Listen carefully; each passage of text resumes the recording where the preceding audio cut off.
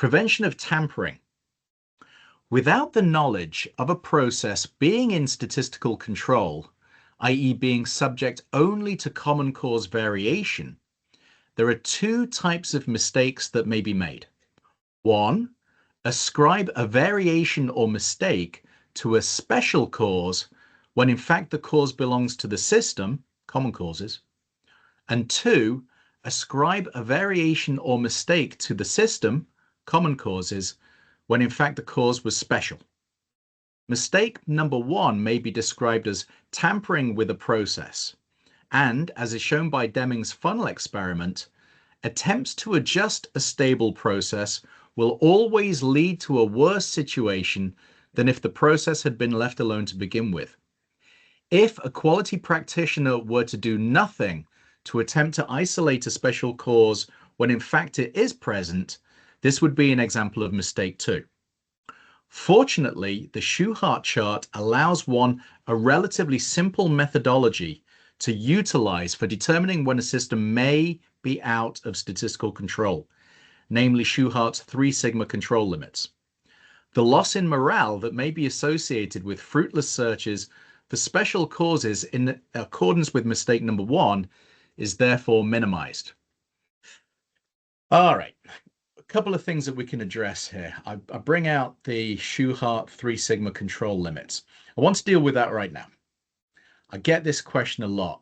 I've received this question so many times. Why do we use 3 as the multiplier when we're calculating these limits in a Shewhart control chart? I went back to Shewhart's original memo and his writings, and I read his stuff.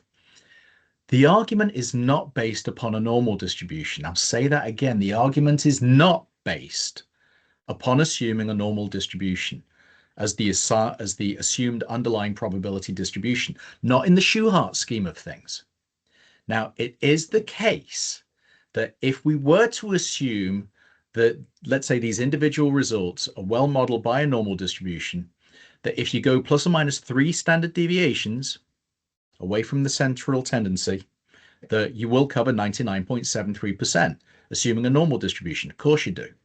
But the argument that Shewhart was using Friday, May the 16th, 1924, was when he first wrote that memo describing this idea of what we now call a Shewhart control chart. His argument was based on Chebyshev's inequality. Now, Chebyshev's inequality was this groovy statistical theorem that I can remember Professor Hoag was very keen on.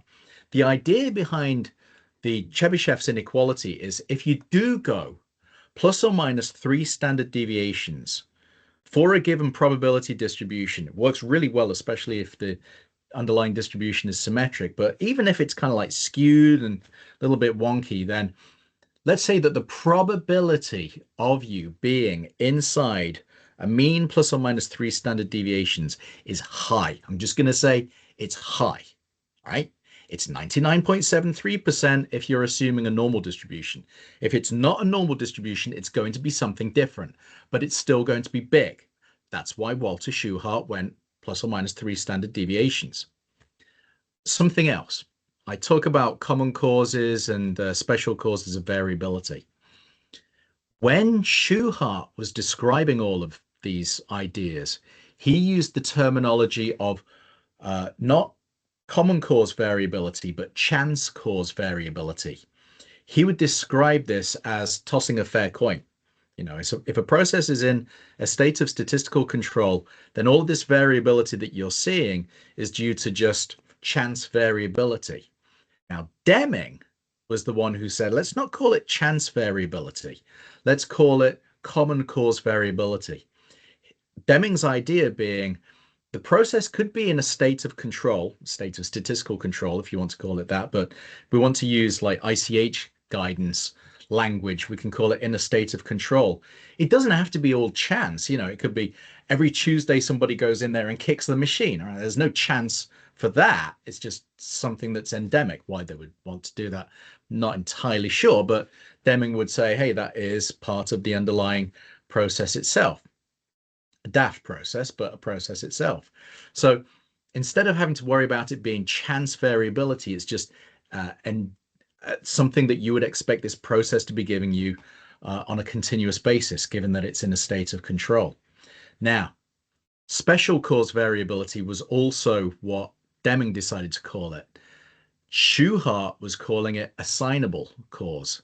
So what if you can't spot it though? You know, there's something weird that's going on. We'd like to be able to identify the root cause, but sometimes you're not able to. So remember, this is the difference between terminology that you would see. Now, Deming was not having a go at Shewhart. Shewhart, I remember reading, he was very much a mentor to Deming. During the war, World War II, Shewhart and Deming toured the United States of America. And I think they even went to England. I'm not sure, but they were requested by the War Department to teach all of this control charting stuff. My granddad, even during World War II, he left school when he was a teenager, but he was able to transition from working. I believe he made socks. I mean, he died when I was 4, so I don't really know what he was doing, but he was manufacturing socks. And then, of course, during World War II, they transitioned over to making bullets.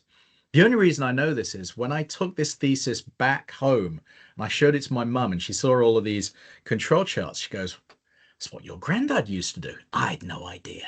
Obviously, I had no idea. But yeah, during World War II, my granddad was doing control charts. He was doing acceptance sampling using the military standard, you know, kind of guidance documents that are still in place now. Was it MIL STD, which is analogous to the ANSI ASQ Z 1.4 or whatever it is. It's like, yeah, it's the same stuff that is still going on here. And that's why all this Shewhart chart stuff still works. Mean plus or minus 3 standard deviations. It works. It works really well if the underlying distribution is well modeled by a normal distribution. But even if it isn't, we find that it still works well in practice. So if we're doing it right, we're not going to be tampering with the process. We're only going to be addressing and seeking to make changes to the process when they really need to be made. So this is a way longer description of that chapter than the actual number of words itself. But there you have it. All right, that's that section. Let's see what the next one gives us.